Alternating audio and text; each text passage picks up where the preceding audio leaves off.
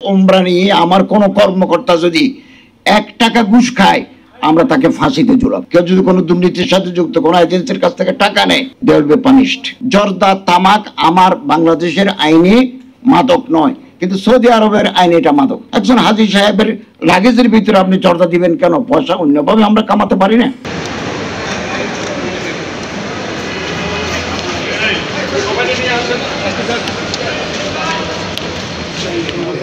Sir একটু এদিকে sir, দাম দিকে স্যার, দাম দিকে স্যার, ওই যে ওটা লাফায়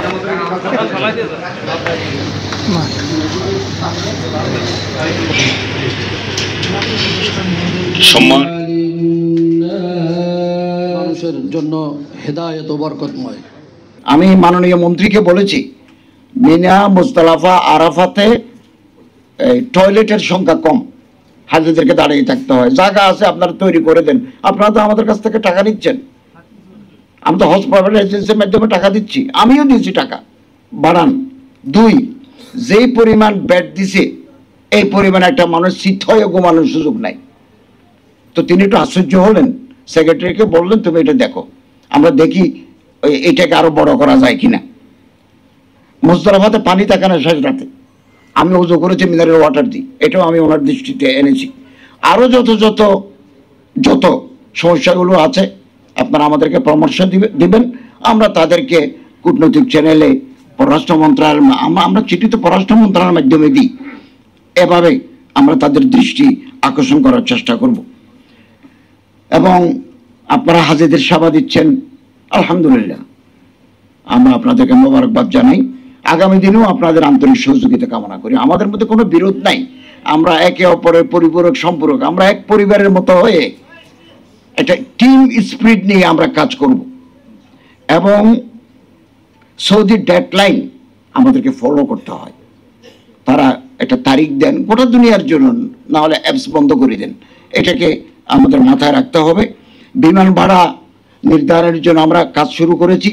বিমানের সাথে যখনই কথা বলবো আমার হাবের প্রতিনিধি রাখবো, আপনাদের প্রতিনিধি রাখবো এবং ওপেন ডিসকাশন করব। আমার মন্ত্রণালয়ে হজ উমরা নিয়ে আমার কোনো কর্মকর্তা যদি 1 টাকা ঘুষ খায় আমরা তাকে ফাঁসিতে ঝুলাবো। আপনারা আমাদেরকে বলবেন, আমার কোনো স্টাফ যদি একেবারে হজ ক্যাম্প থেকে শুরু করে মিনিস্ট্রি পর্যন্ত কেউ যদি কোনো দুর্নীতির সাথে যুক্ত কোনো এজেন্সির কাছ থেকে টাকা নেয় দে উইল বি পানিশড। আপনারা আমাদেরকে সহযোগিতা করবেন। 2, এবারের গেল হজে জর্দা নিয়ে গেছেন এজেন্সি, ঢাকা বিমানবন্দরের ওই স্ক্যানারকে ফাঁকি দিয়ে অথবা ইনকনামেন্স উইথ দি করাপ্ট অফিসিয়ালস, তারা জর্দা তামাক সৌদি আরবে নিয়ে গেছেন, এটা জর্দা বিমানবন্দরে ধরা পড়ছে। আমরা বিব্রত হই, আমরা লজ্জিত হই। হাজী সাহেবদের প্যাকেট, হাজী সাহেব বলতেছে এগুলো এজেন্সিরা দিয়েছে। জর্দা তামাক আমার বাংলাদেশের আইনে মাদক নয়, কিন্তু সৌদি আরবের আইনে এটা মাদক। একজন হাজী সাহেবের লাগেজের ভিতরে আপনি জর্দা দিবেন কেন? পয়সা অন্যভাবে আমরা কামাতে পারি না? এগুলো আমাদের বাংলাদেশের মর্যাদা ভাবমূর্তি ক্ষুণ্ণ হচ্ছে।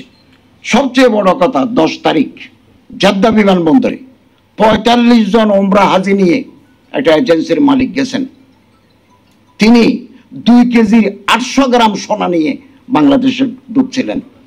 45 পিলগ্রিমস নিয়ে ধরা পড়লেন। মুহূর্তের ভিতরে বাংলাদেশ সরকারের সাথে যোগাযোগ যে তোমার হাজী, তোমার এজেন্সি 2 কেজি 800 গ্রাম সোনা নিয়ে জর্দা বিমানবন্দরে ধরা পড়ছে। এটা গ্রুপ লিডার ধরা পড়ছে। তারপরে আমাদের লোক গেল, আমরা ট্রান্সলেটর পাঠালাম, মাহমুদ ভাইকে পাঠালাম। তারপর তার ফিঙ্গার যখন নেওয়া গেল, তিনি আগে জর্দা নিয়ে গেছেন, তিনি এর আগে এই ঘুমের ওষুধ সিডাক্সেন,